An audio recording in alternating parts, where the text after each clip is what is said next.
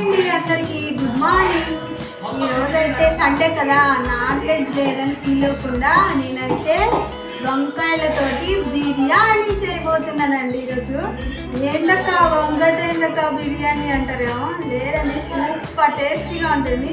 నేను ఒకసారి ఇంట్లో ట్రై చేస్తే ఈరోజు మీకు కూడా చూపిద్దామని అయితే వంకాయ బిర్యానీ చేసి చూపిస్తున్నాను. అయితే వంకాయ బిర్యానీ చక్కచక్క చేసేద్దాం, టైం అయిపోతుంది. వాళ్ళైతే అన్నానికి వచ్చేస్తారు. వంకాయలు అయితే బాగా కడిగేసుకున్నాం. వంకాయలోకి మసాలా అయితే ఆడిచ్చేస్తాం. స్టవ్ పైన అయితే ఒక బాండలు పెట్టుకొని ఒక హాఫ్ కప్ దాకా వేరుశెనగపప్పు వేసుకొని, వేరుశెనగపప్పు కొంచెం ఫ్రై అయిపోయిన తర్వాత దాంట్లో చిన్న ముక్క దాల్చిన చెక్క, మరాఠీ మొగ్గ, ఒక 4 లవంగాలు, ఒక 2 యాలక్కాయలు వేసి దానిలోనే మీడియం ఫ్లేమ్లో ఫ్రై చేసుకోవాలండి. పెద్ద మంట పెట్టామంటే లోపల దాకా వేగవు. దానిలోనే వెండు కొబ్బరి, ధనియాలు, ఒక 4 ఎండుమిరపకాయలు, కొంచెం జీలకర్ర, ఒక 3 స్పూన్లు తెల్ల నువ్వులు వేసుకోండి. మీడియం ఫ్లేమ్లో ఫ్రై చేసుకుంటే మనకి మంచి వాసన వస్తుందండి. అప్పుడు ఇవన్నీ ఫ్రై అయిపోయాయి అని అర్థము. ఇలా అన్నీ ఫ్రై చేసేసుకొని మిక్సీ పట్టుకోవాలి. ఇది ఫస్ట్ టైం మా రిలేటివ్స్ ఇంట్లో వంకాయ బిర్యానీ అయితే ట్రై చేశానండి. నాకు చాలా బాగా అనిపించింది. అందుకే ఈరోజు ఆదివారం కదా, అందరు ఇంట్లోనే ఉంటారు, పిల్లలు, మావయ్య అందరూ. సరే ఏదైనా కొత్తగా చేద్దామని అయితే వంకాయ బిర్యానీ చేద్దాం అనుకున్నాను. అందుకే ట్రై చేస్తున్నా. ఇంకా ఫస్ట్ అయితే ఇవన్నీ మిక్సీ పట్టేసుకొని దాంట్లో కొంచెం పసుపు, 1.5 స్పూన్ దాకా అల్లం పేస్ట్, ఒక 2 స్పూన్లు కారము, కొంచెం వాటరు, టేస్ట్ తగినంత సాల్ట్ వేసి బాగా మెత్తగా మిక్సీ పట్టేసుకోవాలండి. మనం సేమ్ గుత్తి వంకాయ ఎలా చేసుకుంటామో అదే విధంగా చేసుకోవాలి, కానీ దమ్ చేసుకోవాలి. అప్పుడే మనకి వంకాయ ఫ్లేవర్ అంతా రైస్లోకి వచ్చి చాలా టేస్టీగా ఉంటుంది. కొత్తగా భలే ట్రై చేస్తానండి నేను వంటలు. నాకు చాలా ఇష్టము ప్రయోగాలు చేయడం, కొత్త కొత్త వంటలు చేయడం.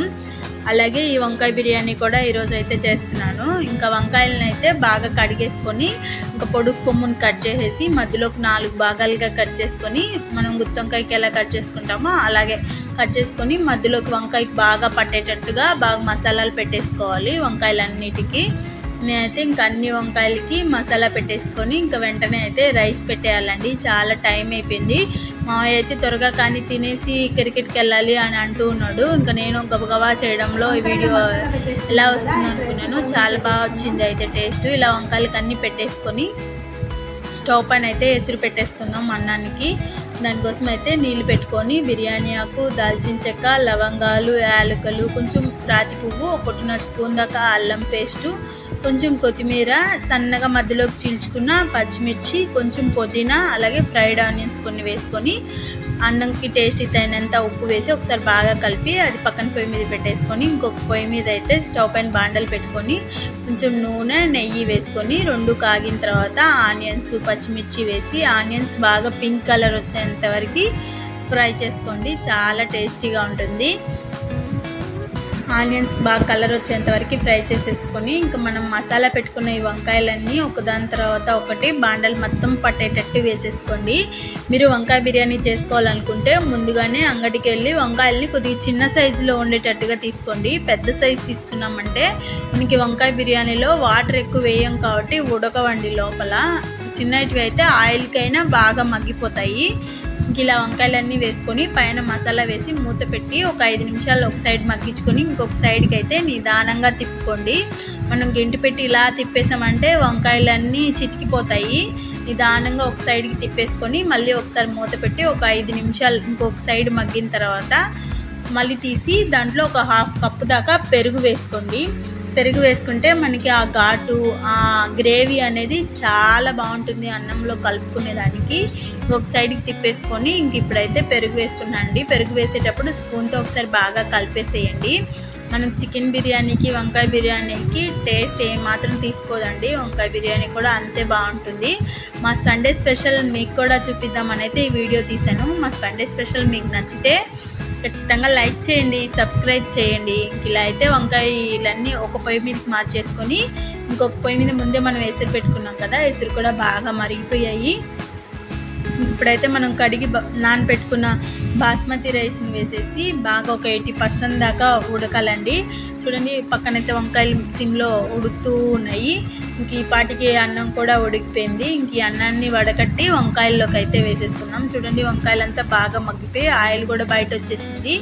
ఇప్పుడు మనం ఫ్రై చేసుకున్న ఫ్రైడ్ ఆనియన్స్, కొత్తిమీర, అలాగే మనం ఉడకబెట్టుకున్న అన్నాన్ని వడకట్టుకుంటూ లేయర్స్గా వేసుకోవాలండి. సేమ్ చికెన్ దమ్ బిర్యానీ ఎలా చేసుకుంటామో సేమ్ అదే విధంగానే అన్నం వేసుకొని ఒక లేయర్గా పుదీనా, కొత్తిమీర, ఫ్రైడ్ ఆనియన్స్ వేసి మళ్ళీ పైన బాస్మతి రైస్ వేసేసుకొని ఇంకా లాస్ట్లో పైన పుదీనా, కొత్తిమీర, ఫ్రైడ్ ఆనియన్స్ వేసి ఇంకా అన్నం వండుకునేటప్పుడు నీళ్ళు ఉంటాయి కదండి, అది కొంచెం తీసేసుకొని పైన నీళ్ళు వేసుకుంటే మగ్గితే మనకి వంకాయలు కూడా బాగా ఉడికిపోతాయి.